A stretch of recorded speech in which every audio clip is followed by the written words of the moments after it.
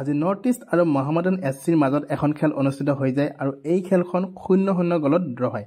খেলখন জিকিবৰ বাবে নৰ্থ ইষ্টৰ প্লাছ পইণ্ট আছিল কাৰণ নৰ্থ ইষ্টে এই খেলখন ঘৰুৱা খেলপথাৰত খেলিছিল আৰু লগতে মহামডান এছচি এই ছিজনটোৰ পইণ্টছ তালিকাৰ একেবাৰে শেষত থাকি এক দুৰ্বল টীম হিচাপে পৰিচয় দি আহিছে।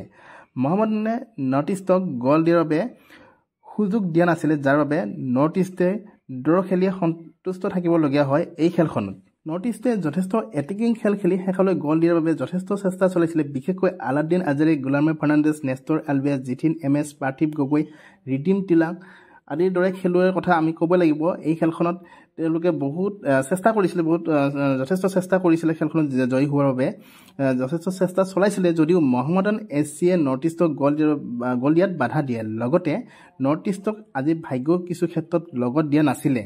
শেষত নৰ্থ ইষ্টে 1 পইণ্ট লৈয়ে সন্তুষ্ট থাকিবলগীয়া হয়।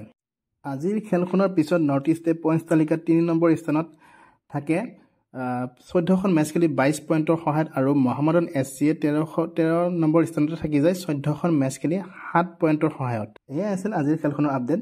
ভিডিঅ'টো ভাল লাগিলে প্লিজ লাইক শ্বেয়াৰ কৰি দিব। লগতে এনেধৰণৰ নৰ্থ ইষ্টৰ সকলো খেলৰ আপডেটবোৰ পাই থাকিবলৈ আৰু ISLৰ পইণ্টছ তালিকাৰ আপডেটবোৰ পাই থাকিবলৈ চেনেলটো প্লিজ ছাবস্ক্ৰাইব কৰি দিবলৈ নাপাহৰিব।